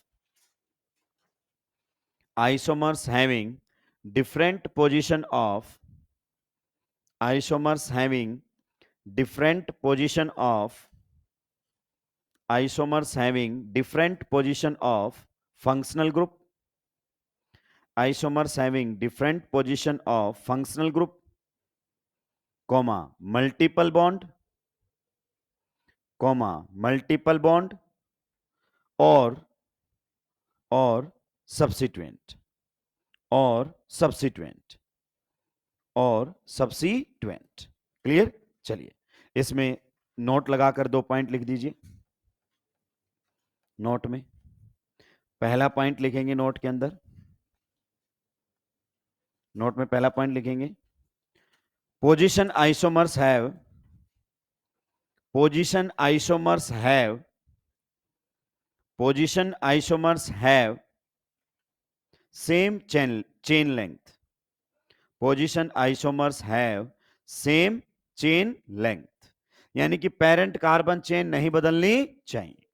पहला पॉइंट था। दूसरा point, position isomers have, position isomers have same functional group, position isomers have same functional group, position isomers have same functional group. Functional group भी नहीं बदलना चाहिए, सिंपल सी बात है। आइए कुछ एग्जांपल्स के थ्रू हम यहां पर बातें करते हैं one by one. Position isomers को समझने की थोड़ी सी कोशिश हम यहां पर करेंगे। मान लीजिए अगर अपन बात करना चाहें, सबसे पहला एग्जांपल हमारे सामने है C6। अगर अपन बात करें H14, जल्दी से बताओ DU कितना है, DU बताओ कितना है, DU इसमें है 0। तो जो भी मैं स्ट्रक्चर बनाऊंगा उसके अंदर ना तो कोई पाई बॉन्ड आएगा और ना ही कोई रिंग आएगी। टोटल कार्बन कितने हैं, 6। तो आप देखते जाइए, मैंने 5 कार्बन स्ट्रेट चेन में रखे और एक को मैं ब्रांचिंग में लेकर गया हूं। अभी आपका मेन फोकस किसके ऊपर होना चाहिए, एग्जाम्पल के थ्रू इस डेफिनेशन को समझने का। क्लियर। एक हमारे सामने ये दिया गया है और दूसरा अगर अपन बात करें तो हमारे सामने ये दिया गया है। क्लियर। अब मुझे इसमें रिलेशन बताना है। क्या बताना है, रिलेशन। ध्यान से सुनिएगा किस प्रकार की बातें हो सकती हैं। सबसे पहले बताइए, अगर मैं आपसे पूछूं पेरेंट कार्बन चेन, तो कितने कार्बन है इसकी पेरेंट कार्बन चेन में, 5। इसकी पेरेंट कार्बन चेन में कितने कार्बन है बताइए, 5। तो ये प्राइम कंडीशन है पोजीशन आइसोमर्स की कि चेन लेंथ सेम होनी, और इसमें है। अब अगर मैं नंबरिंग करूं तो बताओ इस सब्स्टिट्यूएंट को मिनिमम नंबर मिल सके, इसलिए यहां से नंबरिंग करूंगा 1 2 3 4 5। बताइए सब्स्टिट्यूएंट को कितने नंबर मिले हैं, 2। सही बात है कि नहीं है। नेक्स्ट वाले में अगर मैं बात करूं तो कहीं से भी कर लो 3 नंबर पर आने वाला है। तो इसमें नंबरिंग करेंगे 1, ये रहेगा 2, ये रहेगा 3 4 5 एंड 6। आप देखिए दोनों का मोलिकुलर फॉर्मूला सेम, चेक कर सकते हैं। दोनों का मोलिकुलर फॉर्मूला सेम, दोनों में पीसीसी भी सेम। अगर फर्क है तो पोजीशन ऑफ सब्स्टिट्यूएंट। इसमें सब्स्टिट्यूएंट 2 नंबर पर और इसमें सब्स्टिट्यूएंट, तो आपने बोला तो यही है, different position of substituent means position isomers. तो यहां पर जब आप नाम लिखोगे तो नाम लिखा जाएगा 2 मिथाइल, 2 मिथाइल पेंटेन। सही बात है कि नहीं है। और इसका जब आप नाम लिखोगे तो क्या लिखा जाएगा, 3 मिथाइल। सही बात है, पेंटेन। पक्का, जी हां। और अगर मैं इन दोनों में रिलेशन पूछूं तो आप क्या बोलोगे, इस बार ये एक दूसरे के पोजीशन आइसोमर्स हैं। एक बार एक दूसरे के क्या है, पोजीशन आइसोमर। आप ध्यान से सुनते हुए जाइए एग्जांपल्स 1 बाय 1।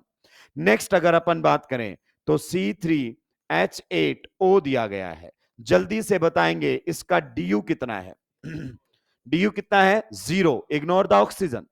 हाइड्रोजन दुगने से दो ज्यादा, तो हाइड्रोजन की कोई डेफिशिएंसी नहीं है।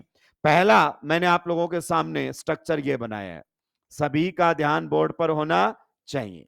पहला स्ट्रक्चर ये बनाया है, और दूसरा स्ट्रक्चर अगर अपन बात करना चाहें तो ये बनाया है। चलिए दोनों के नाम लिखकर देखते हैं। पहले वाले में बताओ, पेरेंट कार्बन चेन में कितने कार्बन हैं? 3। दूसरे वाले में भी पेरेंट कार्बन चेन में कितने कार्बन हैं? 3। पोजीशन आइसोमर की प्राइम कंडीशन है चेन सेम होनी चाहिए। अब नंबरिंग करते हैं, तो प्रिंसिपल फंक्शनल ग्रुप को 1 मिलना चाहिए, 1, ये 2 एंड ये 3। नाम बताइए क्या रहेगा? पीसीसी में कितने कार्बन है? 3। तो वर्ड रूट प्रोप, सारे बॉन्ड कैसे हैं? सिंगल। एन एंड 1 पोजीशन पर कौन है? ऑल। आप 1 को स्किप भी कर सकते थे, लेकिन मैंने जानबूझकर दिखाया है। इसमें भी नंबरिंग कहीं से भी करो, फंक्शनल ग्रुप को 2 ही मिलना है। तो मैंने नंबरिंग यहां से की है, 1 ये रहेगा, 2 ये रहेगा, 3। बताइए पीसीसी में कितने कार्बन है? 3। तो word root prop, single bond के लिए एन, सेकेंड पोजीशन पर ऑल। आप देखिए दोनों में अगर कोई रिलेशनशिप पूछे तो पोजीशन आइसोमर में क्लियर है, किसी ना किसी की पोजीशन अलग होगी, किसी ना किसी की पोजीशन अलग होगी, मतलब लोकेंट्स अलग दिखाई देंगे आपको। इन दोनों नाम में अगर आप गौर से देखो तो नंबर का फर्क है, इसमें ये 1 पर है और इसमें ये, बाकी सब सेम है। तो बताइए किसकी पोजीशन बदल रही है? फंक्शनल ग्रुप की। OH 1 से 2 पर चला गया है। तो ये भी आप लोगों के सामने, बताइए कौन रहने वाले हैं? ये आपके सामने है पोजीशन आइसोमर्स। तो आपने सब्स्टिट्यूएंट की पोजीशन बदलने वाला एग्जांपल लिया, आपने फंक्शनल ग्रुप की पोजीशन बदलने वाला एग्जांपल भी लिया। नेक्स्ट अगर अपन बात करना चाहें मल्टीपल बॉन्ड वाला भी ले लेते हैं, C4H8। आप बताइए इसमें DU कितना है? DU कितना है दोस्त? 1। सही बात है कि नहीं है? अब मैं आप लोगों के सामने एक स्ट्रक्चर तो ये बना रहा हूं, एक स्ट्रक्चर हमारे सामने कुछ इस प्रकार से है, दूसरी स्ट्रक्चर जो है वो कुछ इस प्रकार से है। सभी का ध्यान बोर्ड पर होना चाहिए, बढ़िया क्वेश्चन है ये। तीसरी जो स्ट्रक्चर हमारे सामने है वो कुछ इस प्रकार से गिवन है। क्लियर? आइए सब में, इसमें अगर मैं नंबरिंग करूं, carbon number 1, carbon number 2, carbon number 3, carbon number 4। इसमें नंबरिंग करूं, carbon number 1, carbon number 2, carbon number 3, carbon number 4। इसमें नंबर 1 नंबर 2 इधर जाओ उधर जाओ, एक ही बात है, ये हमारे सामने। क्लियर? मान लीजिए इसको मैंने बोला है 1, इसको बोला है 2 और इसको बोला है 3। क्लियर? अब मुझसे पूछ रहा है फर्स्ट एंड सेकंड के बीच में क्या रिलेशन है? फर्स्ट एंड सेकंड के बीच में क्या रिलेशन है आप बताइए? फर्स्ट एंड सेकंड में आप बताइए, दोनों में parent carbon chain same, 4 carbon की। इसमें आपके मल्टीपल बॉन्ड की पोजीशन 1 और इसमें आपके मल्टीपल बॉन्ड की पोजीशन 2। तो आप बोल सकते हो डेफिनेटली 1 एंड 2 पोजीशन आइसोमर्स। ध्यान से सुनते हुए जाइए। अगर आपसे पूछे कि 1 में एंड 3 में क्या रिलेशन है, 1 एंड 3 में, तो इसमें 1 में पीसीसी कितने की है? 4। और इसमें कितने की है? तो ये चेन आइसोमर्स है। तो ये आपस में क्या है दोस्त? Chain isomers. आगे बात समझ में? अगर आपसे पूछे सेकंड और थर्ड में क्या रिलेशन है, और दोस्तों यहां पर बहुत सारी जनता साफ होती हुई नजर आती है। बच्चा कहता है सर इसमें मल्टीपल बॉन्ड 1 पर और इसमें मल्टीपल बॉन्ड 2 पर, तो पोजीशन बदल गई ना सर? चेन लेंथ सेम होनी, यानी कि जब आपके दिमाग में चेन और पोजीशन दोनों आ रहे हो तो प्रायोरिटी चेन आइसोमर्स को मिलेगी। आगे बात समझ में? पोजीशन की कंडीशन है कि चेन फिक्स होनी चाहिए, अगर चेन बदली तो फिर वो चेन आइसोमर्स कहलाएंगे। ठीक है? तो आप बताइए सेकंड और थर्ड में क्या रिलेशन रहने वाला है? सेकंड और थर्ड आपके चेन आइसोमर्स है। You got that point? जल्दी से नोट डाउन करेंगे। तो तीनों के एग्जांपल्स आप लोगों के सामने रख दिए। सब्स्टिट्यूएंट की पोजीशन चेंज हो सकती है, आपके फंक्शनल ग्रुप की पोजीशन चेंज हो सकती है, आपके मल्टीपल बॉन्ड की पोजीशन चेंज हो सकती है। पोजीशन आइसोमर्स के लिए प्राइम कंडीशन है फंक्शनल ग्रुप भी सेम रहना चाहिए और आपका चेन लेंथ भी सेम होनी चाहिए। अगर चेन बदली तो वो चेन आइसोमर्स कहलाएंगे, ना कि पोजीशन।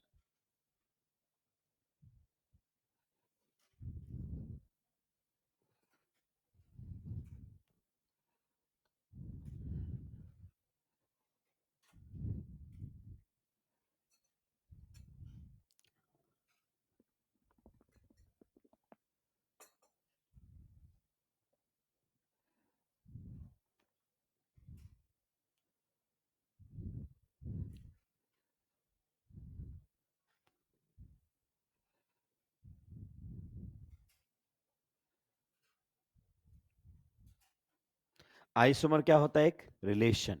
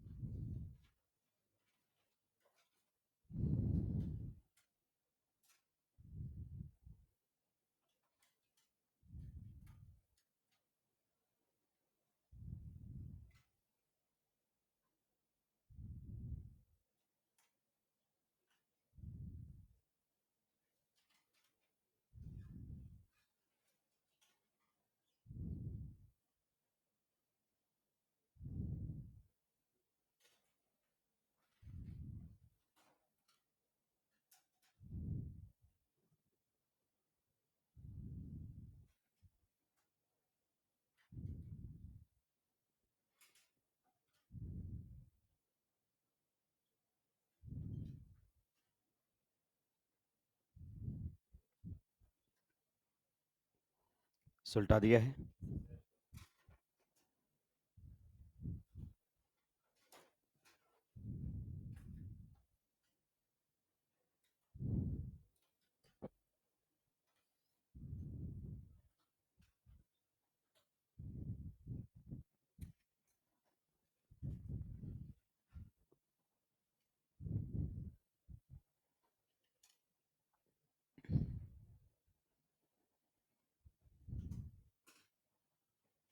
अब मैं आपके सामने कंपाउंड रखूंगा और आपको बताना है कि उनके बीच में क्या रिलेशन है।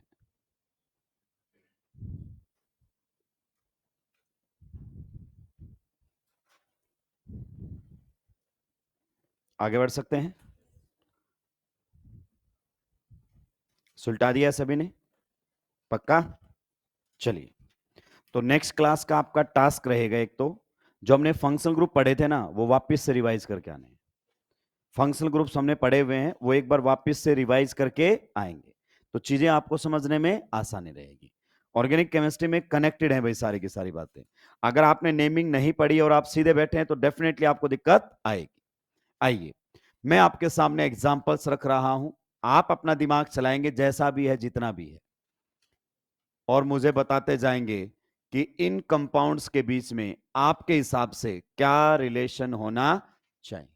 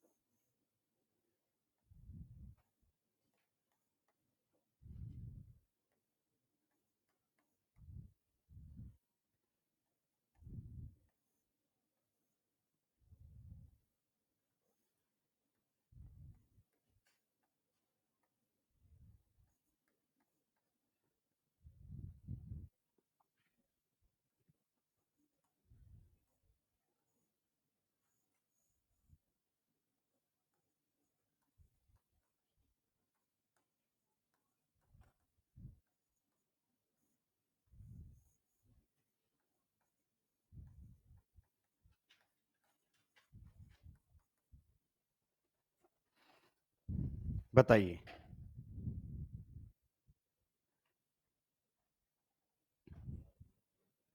क्या रिलेशन इन एग्जाम्पल्स में है? पहले वाले में बताओ, पहले में क्या रिलेशन?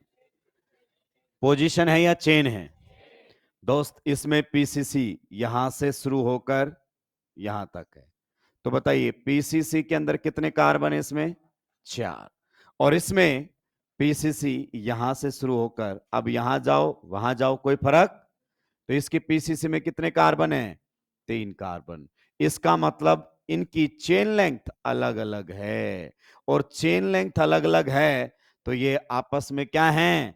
Chain isomers. तो आर चेन आइसोमर्स। लेकिन देखो पहली नजर में पोजीशन लगे थे कि सीएन ने अपनी जगह बदल ली हो, लेकिन पोजीशन के लिए प्राइम कंडीशन है chain length must be same.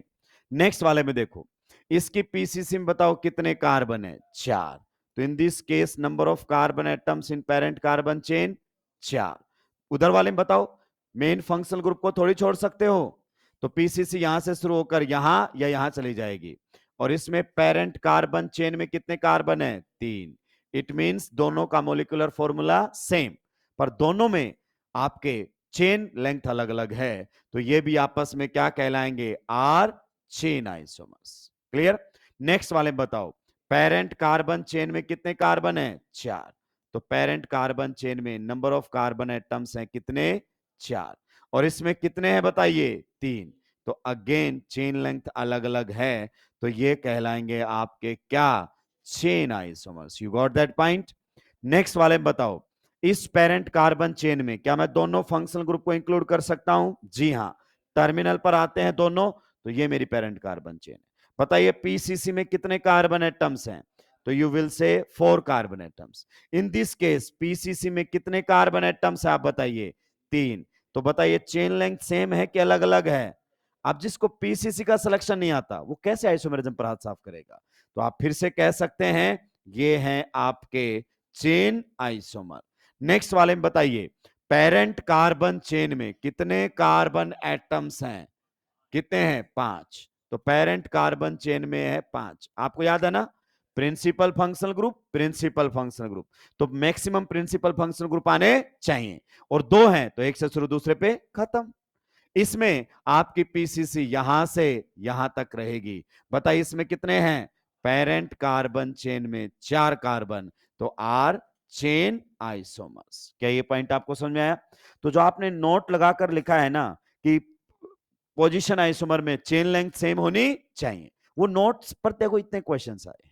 तो थ्योरी कभी समझ में नहीं आएगी ऑर्गेनिक केमिस्ट्री में।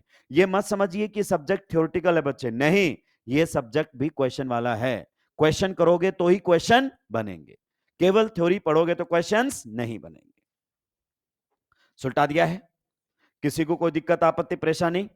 चलिए अब मैं क्या करूंगा कि कुछ कॉमन नेम जो कि इंपॉर्टेंट होते हैं वो हमें याद हो जाएं, इसलिए उनको एग्जांपल्स में उठाऊंगा।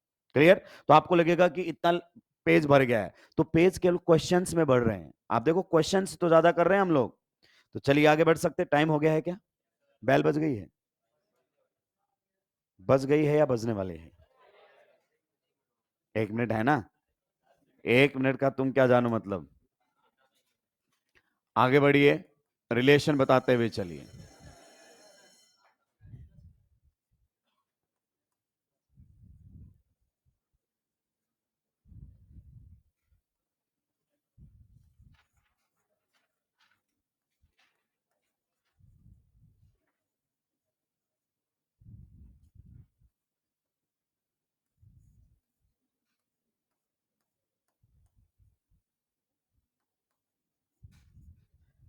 बताइए पहले वाले का कॉमन नेम क्या है? Ortho xylene, Meta xylene. जब दो क्या लग जाते हैं? CH3, जो जाइलीन बोलते हैं, और ये पैरा जाइलीन। और आप देख सकते हैं कि यहां पर आपके सब्स्टिट्यूएंट की पोजीशन बदलेगी। पाई बॉन्ड जब भी दिखाए गोला बनाओ। तो बताओ इसमें ये है 1 2 3 4 5 6, 1 2 पर है सब्स्टिट्यूएंट। यहां पर फिर से क्या बनाओ? गोला। 1 2 3 4 5 6, 1 3 पर है। यहां पर फिर से क्या बनाओ? गोला। 1 2 3 4 5 6, 1 4 पर है। तो बताइए ये अगर हमसे पूछे जाएं, orthoxylene comma metaxylene and paraxylene are position isomers, are position isomers. आर की इतना ही, बाकी बात करेंगे अगली क्लास। चलिए होमवर्क 2 दिए हैं, एक तो फंक्शनल ग्रुप रिवाइज करके आने हैं, और एक अगर अपन बात करना चाहें तो एक्सरसाइज सेकंड केवल आयुपैक नेमिंग की क्वेश्चंस करने हैं।